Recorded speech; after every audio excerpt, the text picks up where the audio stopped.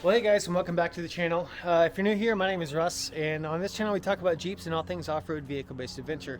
Now, in this video, unfortunately, it's not the video that I had intended it to be. I was supposed to go this weekend to wheel at Potts Mountain, and it is the trail that has eluded me for the longest time. I've been trying to get up there for like 2 years, and every time somebody cancels or we have to reschedule because of my work stuff or whatever else. But yeah, so it's not going to work out. I am still going to go at some point. It is just one of those nemesis trails that I just can't seem to get to. It is 5 hours from me. If you haven't heard of it, just look it up on YouTube until I get a video up there. That would be wonderful. But instead, for the next few weeks, I'm actually going to be working on my Jeep. I'm remodeling my garage so that, well, hang on, just check this out. I'll spin you around real fast. It is in a complete state of disarray right now, but a couple of updates. I've been waiting for years and years to get myself a nice toolbox. So I got a toolbox, got a whole bunch of storage bins, so we can get rid of all the mismatched stuff up there. This has got to go. This is going to be replaced with a whole shelving unit that's enclosed. My wife will absolutely love that. And then over here on this side, I have my workbench. Most of my tools are now in the tool cabinet except for my go bag and then all my camping and overlanding and wheeling equipment is all over there, including some toilet paper. So that's cool.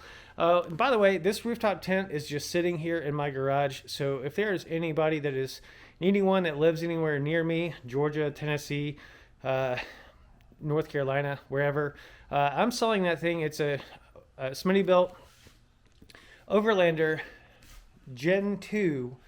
Hang on one second. This thing is weird. Okay. So yeah, if anybody's interested in getting a rooftop tent, that thing has got to go. It's just in the way. So it's a Smittybilt Overlander Gen 2. It was originally $1,400. I've camped in it twice. So I'm letting that go for $1,000. And if you're somewhere close to me, I'll even bring it out to you and help you put it on your rig.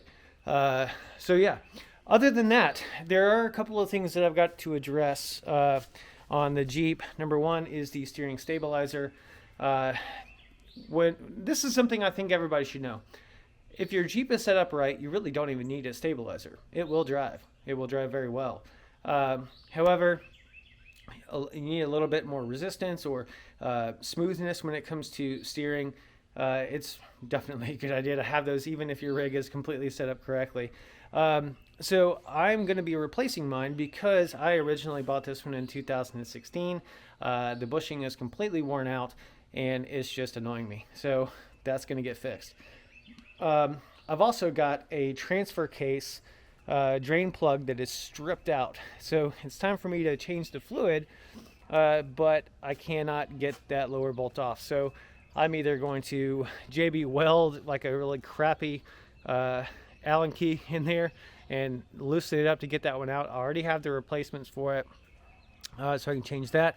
I need to change the diff fluid, at least in the rear. The front is usually not locked and it's full float anyway, so those gears aren't spinning at all. So that gear all should be pretty good. And so are the gears. And then there's some other things that I've got going on.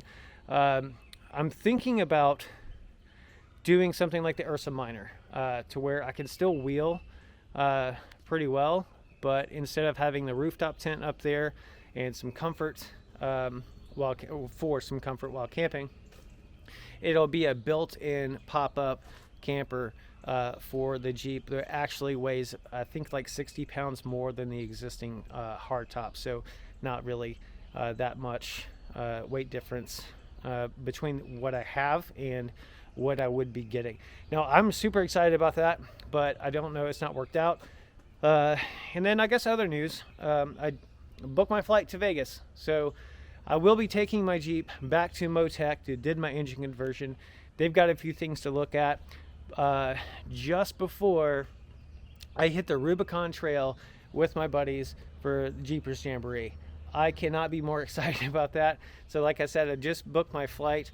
to Vegas. We're going to pick up my Jeep at Motec. We're going to head up to Georgetown, do the vendor show, do all that kind of stuff, run the Rubicon Trail. So you can definitely expect some videos from that, probably 2 or 3 of them, maybe even more than that.